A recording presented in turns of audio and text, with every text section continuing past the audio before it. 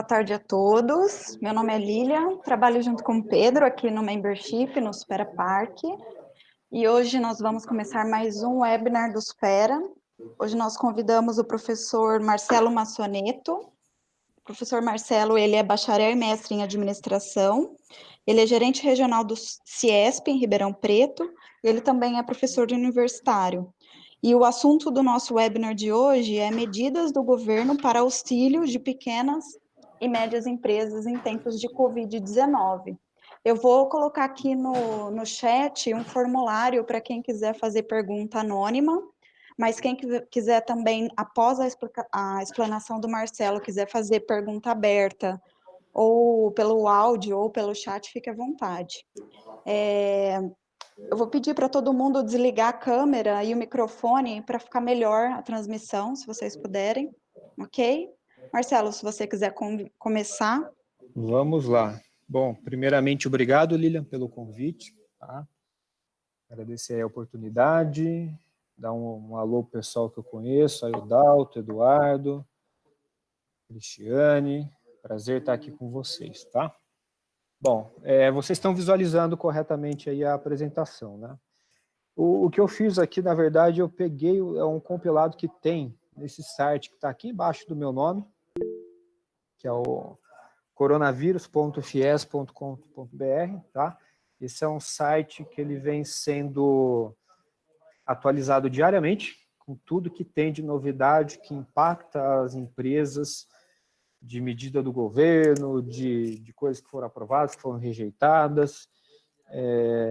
Está até classificado a questão impacto jurídico, econômico, impacto da questão de meio ambiente, de licença ambiental das empresas. Então está bem explicado, está bem atualizado, né?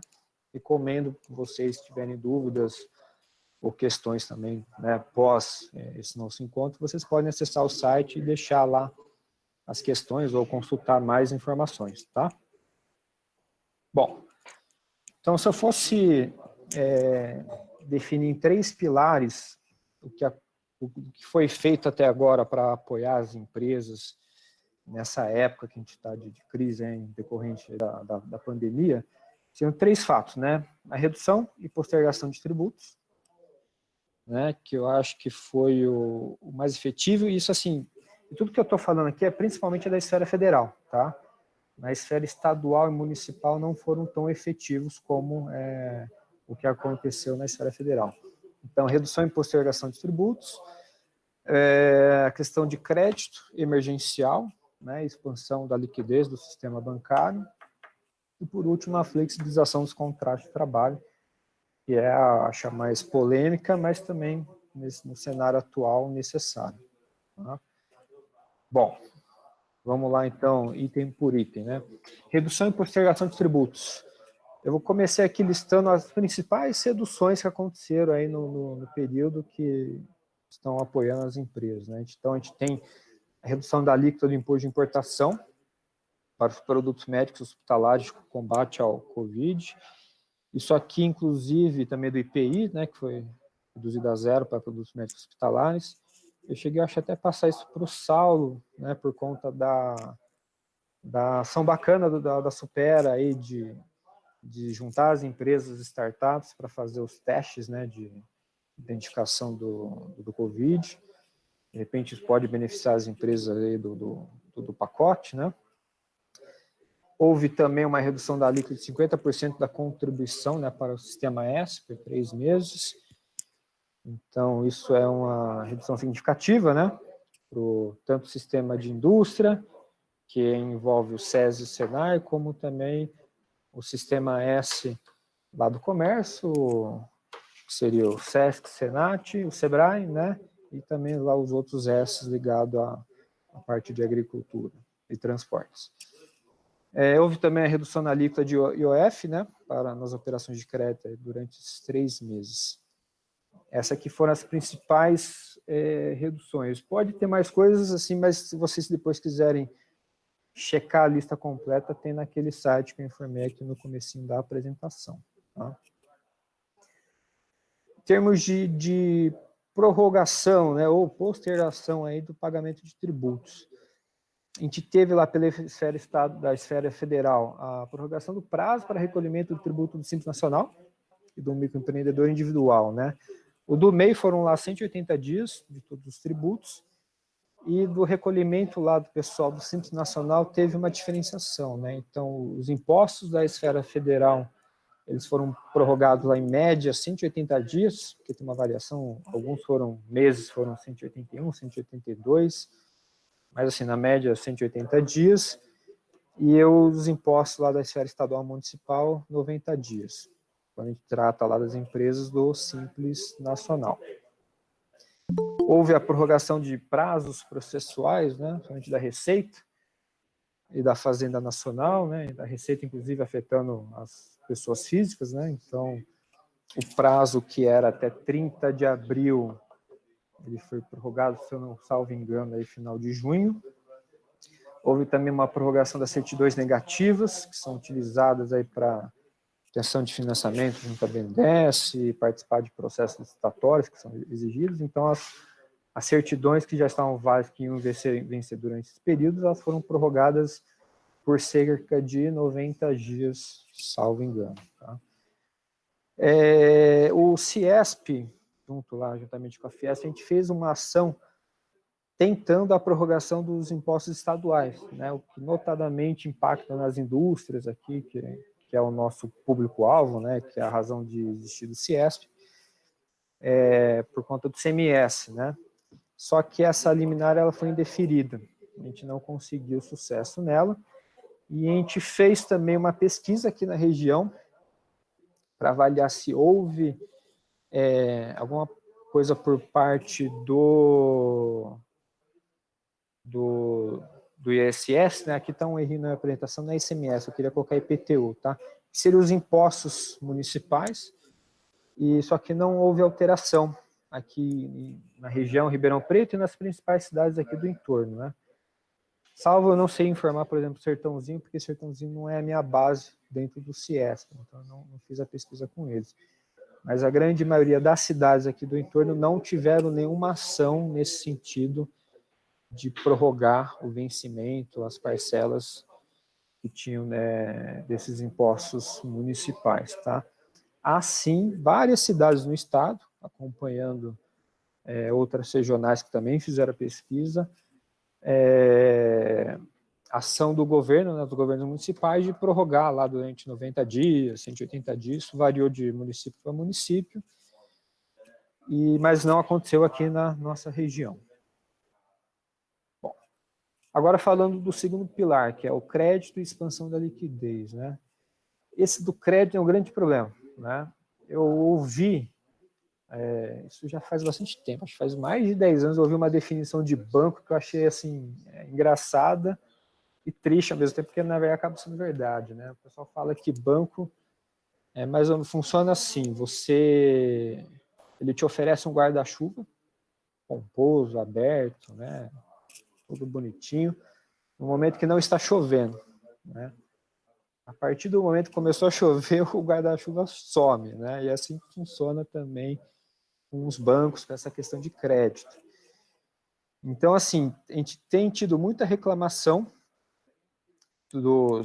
das empresas, das indústrias aqui que a gente tem mais contato, de que toda aquela história, né, de crédito que estava sendo anunciada pelo governo não estava acontecendo de fato. Né? Eu deixei aqui listado aqui a linha emergencial de crédito para a folha de pagamento, que é o único que foi o mais recente e que tá funcionando, né? Mas aqui a gente tem, só exemplificando o que tem acontecido principalmente com as linhas do BNDES, é que você acaba, assim, o BNDES ele lança a linha com juros assim subsidiados, juros mais atrativos para as empresas, só que o que acontece? O banco, o BNDES ele não empresta diretamente para a empresa, né? Ele só atua diretamente com as empresas com montantes lá, com recursos acima de 10 milhões. Abaixo de 10 milhões, que é o caso lá da grande maioria das empresas, elas precisam ter um agente financeiro, que é um banco normal, né? Você tem lá todos os bancos, desde Banco do Brasil, Caixa, Santander, Bradesco, todos eles operam as linhas do BNDES. Mas o que acontece? é o banco, esse agente financeiro que intermedia, é ele que assume o risco, né? E num momento como esse, os bancos não estão interessados em assumir risco. Então, o que eles fazem? Eles não ofertam as linhas do BNDES, falam que não tem as informações, não tem dados de operação, e mesmo porque também eles tentam priorizar as linhas próprias do banco, né? Que as taxas são maiores, as margens deles são maiores, e eles não têm interesse nenhum de colocar uma linha do BNDES, que eles vão ganhar menos e ainda vão assumir o risco, né? Mas, enfim, essa linha emergencial de crédito que está aqui no slide, ele tem funcionado, tá? O foco dele, o público-alvo da empresa com faturamento lá de 360 mil até 10 milhões. O foco é folha de pagamento, né? E a folha de pagamento para ajudar aí durante 2 meses. E tem um limite a ser financiável, que é lá de R$ 2.090 por trabalhador, né, da empresa, que seriam lá 2 salários mínimos. E aí o recurso e o risco lá, 85% do Tesouro, 15% do setor bancário. Acho que teve uma pressão do governo em cima dos bancos para fazer essa linha acontecer. Ela tem acontecido, não tem spread bancário. Os juros lá é de 3,75% ao ano, que é a taxa da Selic. Dá uma carência lá de 6 meses e tem um prazo que ele varia lá conforme o banco, né? Em contrapartida, a empresa ela se compromete a não demitir os funcionários lá por 2 meses adicionais, né? Questão lá de débito e inadimplência. Isso verificando de fato, conversando aqui com as empresas associadas, se a empresa tiver alguma restrição, algum apontamento, alguma coisa que ela não está em dia com os bancos, ela não vai conseguir esse recurso, tá? Tem uma parte do risco também em cima do banco e eles não estão concedendo esse crédito para essas empresas que não estão em dia, né? Acontece também, mesmo a empresa conseguindo esse limite aí de 2.090 por funcionário, né? Por exemplo, se a folha de pagamento delas é um valor maior que lá por funcionário acima desse limite, o restante ela tem que financiar. Mas mesmo se ela ficasse dentro desse limite, tem alguns casos de empresas que não estão conseguindo 100% do valor, tá? E não é muito claro, não sei se é por questão de falta de recurso, por análise de crédito, mas já tem casos de empresas que conseguiram 80%, 50% do valor total que elas teriam direito, né? Tem alguns casos mais específicos de empresas que elas não estão conseguindo por conta que elas têm que fazer antecipação do pagamento por conta de acordo com o sindicato, né? Então, por exemplo, tem uma empresa lá que pagava 5%, por exemplo, desse mês referente ao mês anterior, que eram 60%, e agora no dia 20, né, no dia 20, passou agora uns dias passados, ela teria que pagar os 40% que ela está adiantando referente ao pagamento que seria do mês seguinte, né? Aí a empresa ela teve problema por conta dessa divisão, ela não conseguiu usar o crédito para fazer o pagamento nesse dia 20 dessa antecipação, né? Então, era um caso de uma empresa que tinha lá 80% que ela conseguiu de crédito para fazer o pagamento da folha, e no final das contas ela conseguiu financiar apenas 50% do recurso que ela teria direito. Tá? Bom, crédito, né, continuando aqui a questão de expansão de liquidez, houve também uma ação do governo importante para você aumentar a liquidez do sistema, né? Então teve redução temporária durante a pandemia, por volta de 3 meses, era 31%, teve uma redução para 25%, já está em 17%, né? Houve liberação de capital das instituições, lá que você tem do ACCP, que era 2,5%, agora está 1,25% por ano, né? Então, assim, o governo federal, nesse quesito, ele fez a parte dele, ele trabalhou nesse sentido, mas o que a gente tem percebido na prática, né? Isso não tem chegado na ponta, né? Então, o pessoal vem dizendo, há um empossamento de crédito, né? Então, mesmo o governo tendo aumentado a liquidez, isso não está se concretizando em aumento de crédito, porque o banco, por conta do risco, ele está segurando e não está repassando não está concedendo crédito para essas empresas, tendo em vista a situação, né? Como há um aumento de risco, ou há um movimento dos bancos para se resguardarem, né? E também não tem nenhuma medida até o momento que combateu, né, visou tentar essa redução aí do spread bancário, exceto essa linha emergencial que eu citei passado, que não, né, foi excluído totalmente o spread e aquela taxa lá final, que não tem nenhum valor adicional para os bancos. Bom, e por último, esse aqui é o mais complicado, que impacta, né, diretamente lá os empregados, mas assim, analisando friamente, ele acaba sendo algo, às vezes, necessário em alguns casos, né? A gente tem também acompanhado de perto aqui as empresas, as indústrias aqui da nossa região. A gente já tem sinalização de várias empresas que provavelmente vão fechar as portas, empresas sinalizando redução de 50% na demanda, né? Até a gente fala demanda, mas o pessoal não tem quarentena. A indústria ela não foi afetada, porque tem aquele entendimento de que ela não tem atendimento ao público, né? E boa parte da indústria ela afeta os itens essenciais, né? Então, por exemplo, você não pode fechar uma empresa que faz parafuso, porque esse parafuso ele entra lá no equipamento que vai para uma UTI. Então é difícil você mensurar quais itens, quais setores da cadeia industrial são essenciais ou não, né?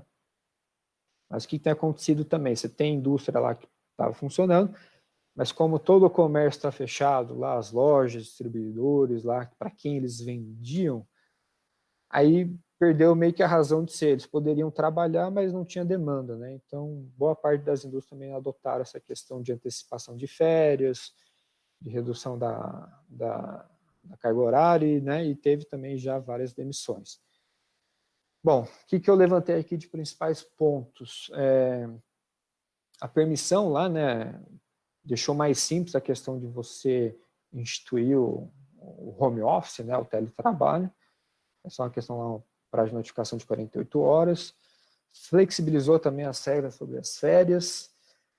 Facilitou lá a questão do processo de banco de horas, né, para você conseguir fazer a compensação até 18 meses. Até o CIESP, a entidade, adotou isso durante um tempo. Então, assim, o funcionário poderia até ficar com banco de horas negativos, aí depois isso seria descontado, seria regularizado aí no prazo de 18 meses.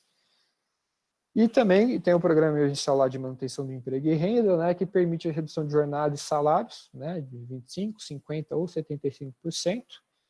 Aí aqui a questão ela tem que ser proporcional, né? Então, se tem uma redução de 25% da jornada, a redução do salário também é de 25%, né? E assim sucessivamente.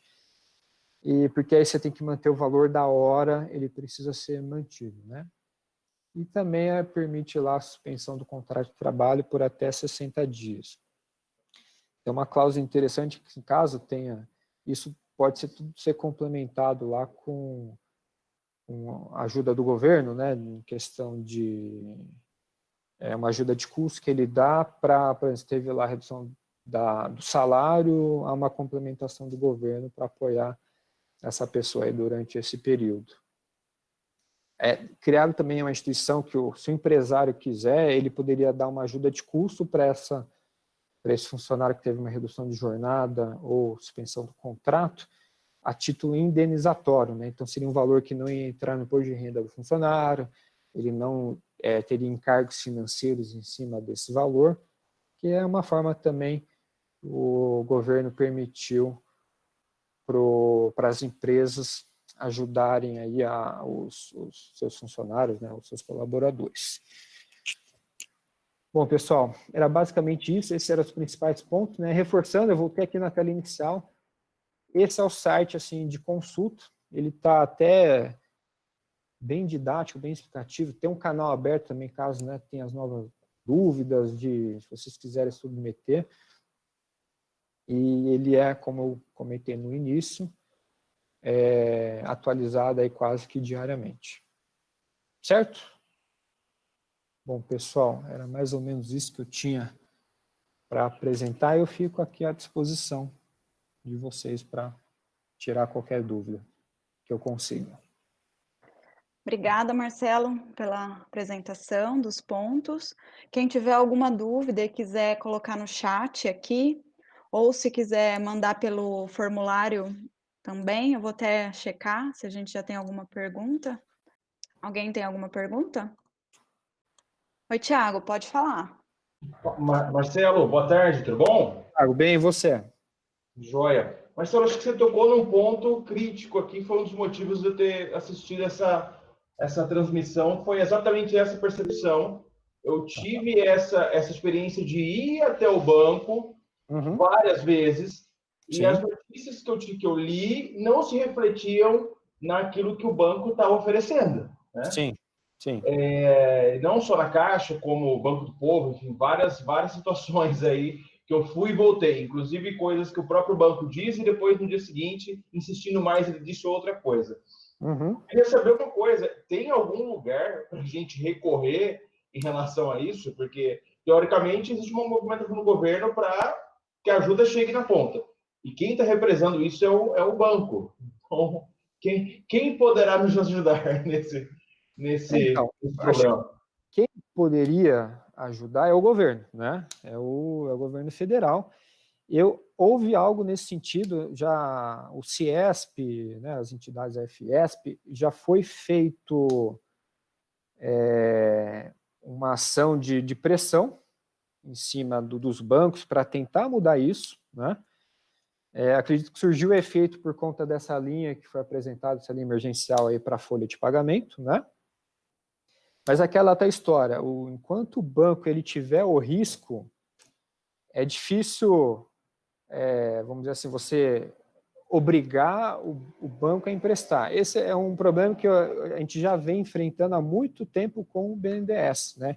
Isso até antes mesmo de crise, porque como é que você obriga? Você pode fazer uma pressão, né? Você pode, mas não tem nada que institui que possa obrigar o banco a liberar esse crédito, porque o risco é dele, né? Então, como é que você obriga o cara? Fala assim, ó, você vai ter que emprestar, mas se o cara não pagar, aí o problema é teu, né? Essa que é a grande questão. Mas é complicado, isso é uma reclamação a cada 10 empresas que entram em contato aqui com o Ciesp para falar dessa questão de crédito, as 10 empresas reclamam desse problema, né? O que eu posso te adiantar, te dar algumas dicas, tem alguns, isso até voltando um pouquinho para o BNDES, que tem, né, foi anunciado aí bastantes linhas e que eles, e que tem, assim, alguns bancos que historicamente trabalham mais com o BNDES, tá? Então, até quando você fala, BNDES é público, então quem são os bancos que trabalham mais? É o Banco do Brasil e a Caixa. Não. O banco que mais opera linhas do BNDES é o Bradesco. Em segundo lugar é o Santander, tá? Então, de repente, se você quiser buscar alguma linha do BNDES, a recomendação seria que você procurasse um desses dois bancos, tá? Mas é aquela história, né? Você já teria que ter, eu acho, algum relacionamento com esses bancos para você ter sucesso também. Tá? Espero... Eu sei que eu não respondi, mas assim, a situação é essa mesmo, é complicado. Bom, tá joia, Marcelo. Obrigadão aí pela explicação e é bom saber que a gente não está sozinho. Não, tá bem complicado, infelizmente. Tá joia. Obrigado. Regina, abraço. Marcelo, tem uma outra pergunta do Ronaldo. Ele pergunta: microempresas que utilizam mão de obra terceirizada sem funcionário CLT terão apenas o benefício de postergação de tributos, então? Sim. Porque até assim, por exemplo, essa linha que eu falei de financiamento, ela é específica para folha de pagamento, né? Então, a empresa, elas têm, o que as empresas fazem? Elas têm os bancos que operam lá o pagamento da folha dela. Então, ela tem que entrar com o banco dela e solicitar esse crédito, né? Infelizmente, não tem muito o que fazer. Fica... pouca ação nesse sentido para apoiar essas empresas, né? Ele agradeceu. A Flávia também está perguntando de ter a sua opinião quanto a um trabalho que estou desenvolvendo. Ô, Flávia, se você quiser falar, pode ficar à vontade, viu? Tudo bem. Marcelo, eu acabei pegando quase o finalzinho da reunião, né?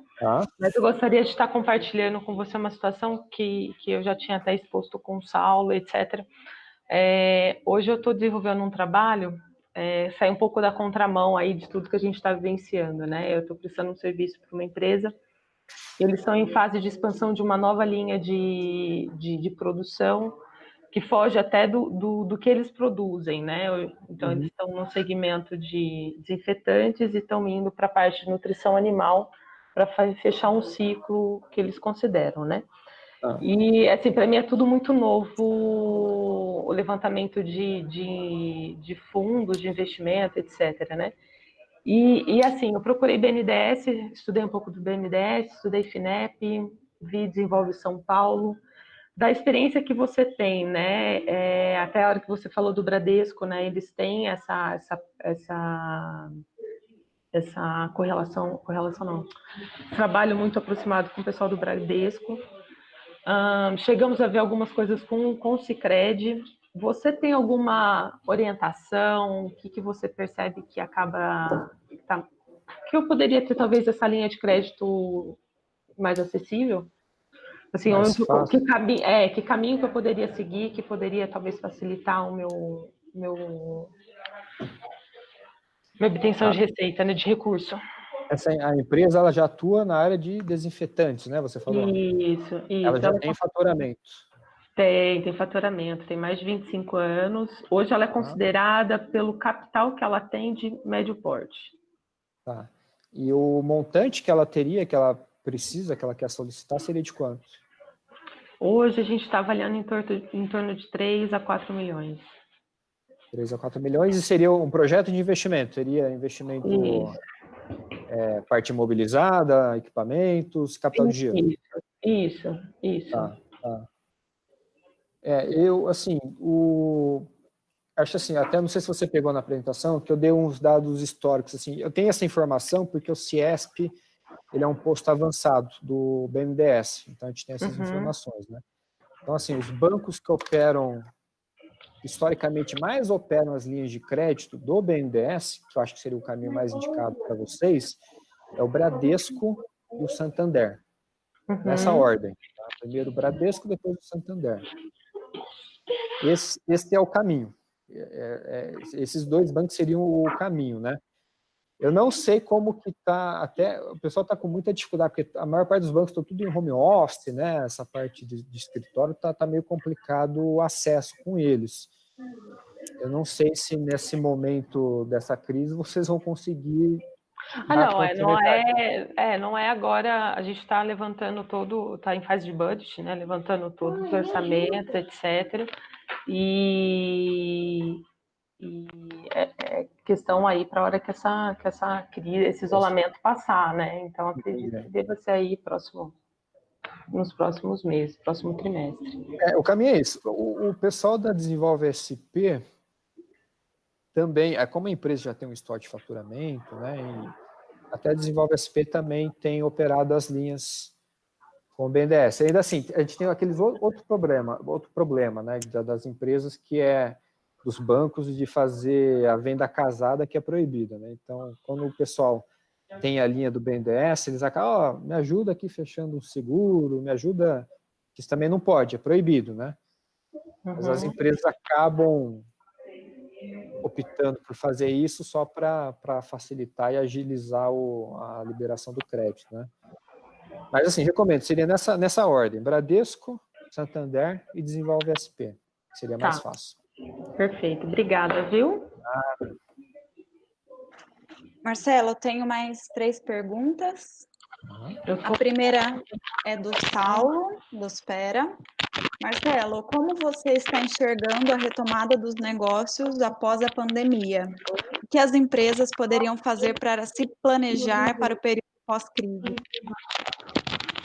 Então, eu acho que eu vou dar a minha opinião, tá, pessoal, não a opinião do Ciesp da casa, porque até eu não como gerente, eu não poderia opinar, isso caberia aos diretores, tá? Mas eu sou, por exemplo, a favor desse isolamento que teve, mas eu entendo assim, até esse isolamento foi uma maneira de a gente ganhar tempo para se preparar para a gente voltar às atividades econômicas, né? A gente não pode ficar indefinidamente em quarentena, a gente precisa retomar o quanto antes, né, essas atividades econômicas, porque a gente já tem 1 mês e alguns dias, né, que a gente está nesse sistema e o impacto econômico ele já está devastador, vamos dizer assim, já está bem complicado para N empresas, né? Mas assim, eu fico preocupado porque eu acho que a gente não atingiu o pico, né, da pandemia, a gente não está testando. Eu até imagino assim, o tempo era o espaço que a gente teria para ganhar tempo para se preparar. Como que a gente se prepara? Aumentando esses leitos de UTI, fazendo esse trabalho que foi feito, né, que bem ou mal a gente tem alguma sinalização nesse sentido, principalmente aqui no estado de São Paulo. Mas a questão dos testes, de novo, aproveito aí para parabenizar a Supera, a gente não está testando, né? Está testando muito pouco, a gente está testando aí milhares e milhares de pessoas para até conseguir controlar melhor a contaminação desse vírus e permitir essa retomada econômica, né? Então eu tenho muito medo, assim, a gente não tem perspectivas, não é claro, o Ciesp e a Fiesp lançaram um plano de retomada econômica, né? Isso está no link daquele site que eu passei, tem um plano lá da casa. Mas eu tenho medo de a gente retomar as atividades econômicas aí nos próximos dias, né, nas próximas semanas, e ver que a situação ela vai se complicar, que vai aumentar o número de infectados, o número de internados, o número de mortes, e acabar tendo algum retrocesso, né? Voltar a ter essa questão de isolamento, dessa quarentena. E eu fico assim muito preocupado, né? Mesmo porque a gente não tem esse horizonte, ele não está claro. Assim, ele está claro que em breve vai ser retomado, né? Eu acredito que comecinho de maio a gente já vai ter. Assim, aqui o Ciesp a gente tem trabalhado num esquema de plantão, mesmo porque como a gente atende as indústrias têm uma questão de serem atividades essenciais e elas não pararam, né? Então a gente tem uma série de serviços que nós prestamos, então a gente tem operado aqui com os devidos cuidados e de isolamento, de proteção, de álcool gel, enfim. Mas então eu tenho me deslocado constantemente pela cidade. Eu percebi nesses últimos dias, de quarta-feira para cá, um aumento significativo no volume de carros na cidade, de pessoas até circulando aqui no prédio do Ciesp, né? Então, assim, não está muito claro esse horizonte e eu, particularmente, fico bem preocupado. Eu acho que não acabou, não melhorou e teremos coisas sérias a serem enfrentadas aí nos próximos meses, né? E a gente tem a notícia hoje aí do Moro saindo do governo, né? Tem a questão do Bolsonaro tentando interferir na Polícia Federal, tudo isso para ajudar, né? Para deixar tudo mais emocionante. Mas é complicado, Saulo, é complicado. Tenho mais agora 2 perguntas do Dalton, do Supera Park também. Você acha que as instituições financeiras estão mais sensíveis quanto às garantias? Aí depois eu faço a outra, acho melhor você responder uma por vez, sei lá. Não, continua a mesma coisa. Elas estão... Tem um trabalho para você ter lá a questão de fundo garantidor, né? Mas ainda isso tem sido um empecilho, isso impacta sensivelmente ainda na análise de crédito dos bancos e, consequentemente, na liberação de recursos. E a segunda pergunta dele é se o ideal é buscar financiamento atrelado à taxa de inflação ou à taxa básica de juros. Então, eu acho, isso, na verdade, assim, é caso a caso. Acho que a empresa ela precisa fazer conta, ver o que ela que taxa que ela está utilizando aí de projeção, né, dos indicadores econômicos, de Selic, de de inflação, enfim, de tudo que envolve essa questão. E, assim, ela tem que simular, tem que fazer as contas. Eu acho que varia muito de casa a casa, de empresa a empresa, mas o que impacta mais é a questão da análise de crédito da empresa. É isso que vai definir se ela vai ter uma taxa mais ou menos competitiva. Ok. Se alguém tiver mais alguma pergunta e quiser colocar no chat. Eu tenho uma pergunta, Marcelo, em relação a essas opções que o governo federal deu, desde financiar a folha de pagamento, a questão de reduzir jornada e salário e suspensão de contrato de trabalho, o que você acha mais adequado para as empresas? Olha, isso também vai caso a caso, tá? Eu vou até relatar o que eu tenho visto das empresas que eu tenho mais contato, das indústrias aqui da região. Quando você pega uma empresa um porte maior, ela não tem ainda acessado essas linhas de crédito, ela está conseguindo se manter sem acessar o crédito, né? E tocando lá a operação dela sem essa necessidade. Embora, até como tem essa questão dessa taxa, ela está interessante, eles têm até, acho que é 30 de junho para pleitear, então, cedo ou tarde, acho que quase todas vão acessar, né? Mas eu vejo assim, muitas empresas, acho que talvez as que mais necessitariam desse apoio são aquelas que não vão ter esse acesso porque elas já tinham lá algumas pendências financeiras. É aquela questão, como ela já estava com uma situação financeira mais complicada e tem a análise de risco de crédito que o banco faz, ela dificilmente ela vai ter acesso a esse recurso e possivelmente vai ser a empresa que vai quebrar, que vai fechar as portas aí durante esse período, né? Já vendo essa questão da flexibilização da questão da jornada, do salário, a gente tem a grande maioria das empresas anteciparam as férias, né? Até o Ciesp fez isso, né? Metade aqui da nossa equipe está de férias e tem já boa parte das empresas fizeram uma redução da jornada.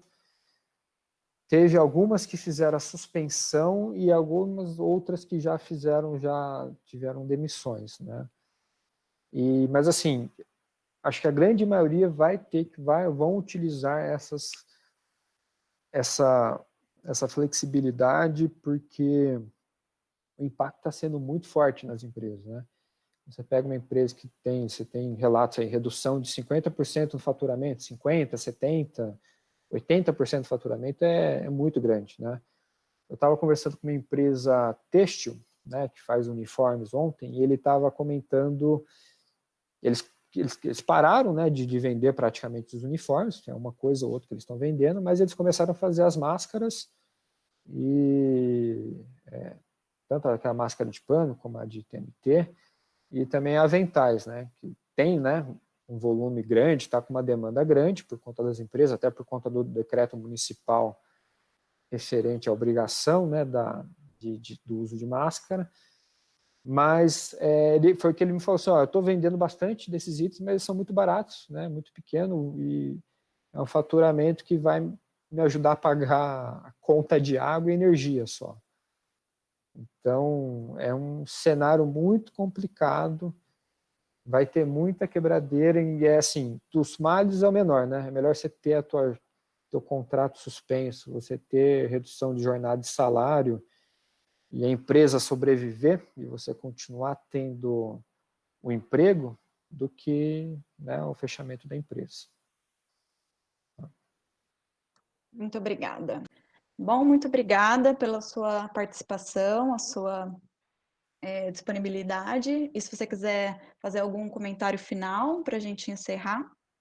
Não, agradeço o convite, a oportunidade, espero ter atendido a demanda do pessoal e mandar um abraço pessoal aqui, né, já trabalhei muito tempo na Supera, é sempre bom rever bons amigos, né, o Saulinho, próprio aí o João Borim, tá no grupo, né, o Dalton. Obrigado aí pela presença de todos e abraço, e a gente fica à disposição, né? E reforço também aquele endereço que eu deixei na primeiro slide da minha apresentação lá, ou se quiser, só digita coronavírus, Fiesp, no Google, vocês vão achar o site, lá tem muita mais informação, tá? Tem também um formulário, se o pessoal quiser submeter perguntas para lá, o pessoal está sempre recolhendo essas informações e atualizando diariamente é uma munição aí para as empresas enfrentarem melhor essa crise. Tá? Muito obrigado pela paciência e pela oportunidade. Obrigada, então. Então, até mais, Até logo. pessoal. Tchau, tchau. Obrigada.